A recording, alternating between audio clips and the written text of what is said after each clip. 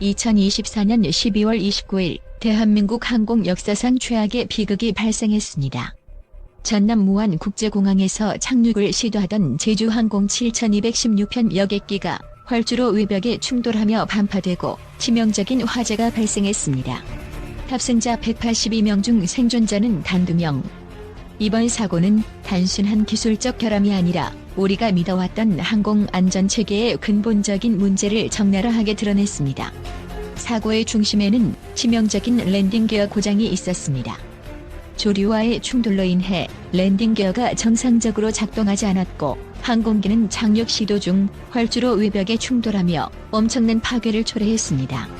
항공기의 동체는 반으로 갈라졌고 이어진 화재는 생존 가능성을 사실상 없앴습니다. 전문가들은 조류 충돌이 항공사고의 흔한 원인 중 하나라고 지적하지만 이번 사건은 그 심각성을 극대화했습니다. 항공기의 주요 부위가 조류와 충돌하면서 발생한 일련의 연쇄 반응은 단순히 자연 현상이 아니라 항공 안전 시스템의 취약점을 여실히 보여줬습니다. 이번 사고는 단순히 랜딩 기어의 고장으로 설명되지 않습니다. 조종사와 관제탑 간의 의사소통 문제, 비상 상황에서의 대처 미흡, 그리고 정비와 점검 과정에서의 허술함까지 여러 요인이 얽히며 최악의 결과를 초래했습니다. 제주항공 측은 해당 항공기가 정기적인 점검을 받았고 사고 이전까지 특별한 문제가 없었다고 주장하고 있습니다. 하지만 사고 당시 조종사의 폭행 시도는 랜딩 기어 고장 상황에서 충분히 속도를 줄이지 못한 채 활주로 끝단에 도달하는 실수를 초래했습니다.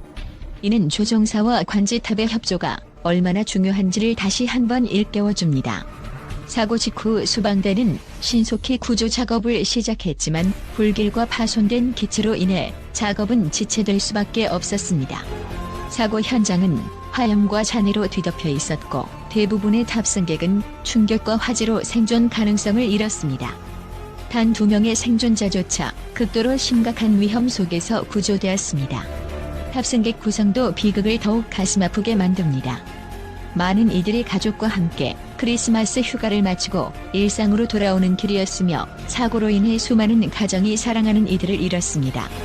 한국인 승객이 대부분이었던 만큼 이 사고는 단순히 개인적인 손실을 넘어 국가적인 충격을 안겼습니다. 이번 사고는 과연 피할 수 없는 사고였을까요? 전문가들은 이번 사건이 많은 부분에서 예방 가능했다고 평가합니다. 랜딩 기어 고장을 야기한 조류 충돌의 빈도를 줄이기 위한 공항 주변의 조류 관리가 미흡했으며 조종사의 비상 상황 대처 능력과 항공기의 안전 점검 체계 역시 허술했습니다. 또한 항공기 정비 기록과 사고 이전의 모든 비행 데이터를 꼼꼼히 검토할 필요가 있습니다. 이 모든 문제점은 단순한 실수가 아닙니다. 이는 항공산업 전반에 걸쳐 만연한 안전 불감증과 비용 절감 우선주의의 산물일 가능성이 큽니다. 이 사건은 항공사와 정부, 그리고 모든 항공 관계자들에게 강력한 경고로 작용해야 합니다. 제주항공 여객기 추락 사고는 단순한 비극 이상의 의미를 지닙니다.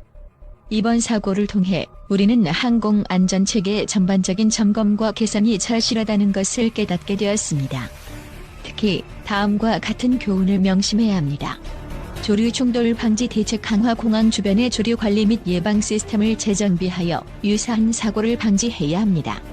조종사와 관제탑의 협력, 비상 상황에서의 조종사 대응 훈련과 관제탑과의 소통 강화가 필수적입니다. 정기 점검의 투명성, 항공기의 모든 점검 기록을 투명하게 관리하고 독립적인 감독기관이 이를 검증해야 합니다. 비상상황 매뉴얼 재검토, 랜딩 기어 고장 같은 긴급 상황에 대한 대응 매뉴얼을 다시 검토하고 개선해야 합니다. 제주항공 사고는 우리의 항공 안전체계에 깊은 상처를 남겼습니다. 하지만 이 끔찍한 사건이 단순히 슬픔으로 끝나선 안 됩니다.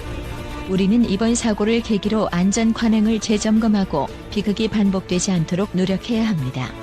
이 비극이 남긴 상처는 결코 치유되기 쉽지 않겠지만 희생자들의 죽음이 헛되지 않도록 모든 항공 관계자가 각성하고 변화해야 할 때입니다.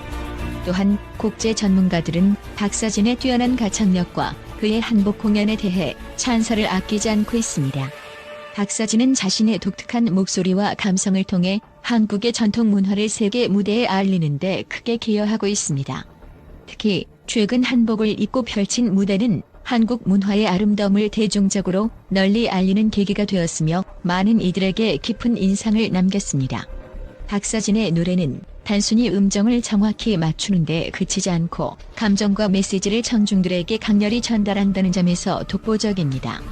그의 목소리는 깊고 풍부하며 슬픔, 기쁨, 설렘 등 다양한 감정을 섬세하게 표현할 줄 아는 능력을 가지고 있습니다. 국제음악평론가 중 일부는 그를 현대 트로트의 선구자로 칭하며 한국 대중음악의 새로운 방향성을 제시했다고 평가하고 있습니다. 특히 전통과 현대를 융합한 그의 음악 스타일은 국제 시장에서도 매력적으로 받아들여지고 있습니다. 박서진은 단순히 노래를 부르는 것에 그치지 않고 무대 연출에서도 한국의 전통을 반영하려는 노력을 기울였습니다. 한복을 입고 무대에 오른 그의 공연은 단순히 시각적 아름다움을 넘어 한국 문화의 깊이를 청중들에게 전달했습니다. 한복의 선명한 색감과 섬세한 자수는 그의 노래와 어우러져 더욱 강렬한 인상을 남겼습니다. 특히 한복이 가진 우아함과 그의 무대 퍼포먼스가 조화를 이루어 관객들에게 감동을 주었습니다. 국제 한복 전문가들은 박서진의 이러한 노력에 대해 문화 외교의 모범이라며 극찬했습니다. 한국 전통 의상이 가진 고유한 아름다움을 세계 대중에게 알리는 데 성공했을 뿐만 아니라 그를 통해 한복이 단순한 의상이 아닌 한국인의 정체성과 역사를 담고 있다는 점을 전했다는 평가를 받고 있습니다. 박서진의 공연에서 가장 빛나는 점 중 하나는 그의 청중과의 교감 능력입니다. 그는 노래뿐만 아니라 무대 위에서 보여주는 제스처, 눈빛, 그리고 진솔한 대화로 관객들과 깊은 유대감을 형성합니다. 한복을 입고 무대에 오른 그는 단순히 전통을 재현하는 것에 그치지 않고 청중들에게 이것이 우리의 문화다라는 메시지를 감동적으로 전달했습니다. 이는 한복 공연을 본 많은 외국인 관객들에게도 공감을 불러일으키며 한국 문화에 대한 긍정적인 인식을 심어주었습니다. 박서진의 한복 무대는 단순히 국내에서만 화제를 모은 것이 아니라 해외에서도 큰 반향을 일으켰습니다. 그의 공연은 다양한 국제 매체를 통해 보도되었으며 음악 전문지에서는 박서진의 무대는 음악적 완성도뿐만 아니라 전통 문화를 현대적으로 해석하는 독창적인 시도라는 찬사를 보냈습니다. 특히 유럽과 북미의 관객들은 그의 무대에 대해 마치 한국의 역사를 눈앞에서 본 듯한 감동이라는 반응을 보였으며 일부는 박서진의 공연을 통해 한국 문화에 대한 이해가 깊어졌다고 전했습니다. 전문가들은 박서진의 이러한 활동이 한국 대중문화의 국제적 위상을 더욱 높이는 계기가 될 것으로 보고 있습니다. 그가 한복과 전통 문화를 음악과 결합하여 대중적으로 소화할 수 있는 능력은 단순한 가수가 아닌 문화 홍보대사로서의 역할을 톡톡히 해내고 있다는 증거입니다. 앞으로도 이러한 전통과 현대의 조화를 통해 글로벌 무대에서 한국 문화의 아름다움을 알리는 데 큰 기여를 할 것이라는 기대가 큽니다. 박서진의 무대는 한국의 문화적 자산을 대중과 공유하며 이를 통해 전통과 현대를 넘나드는 독창적인 예술적 메시지를 전달하고 있습니다.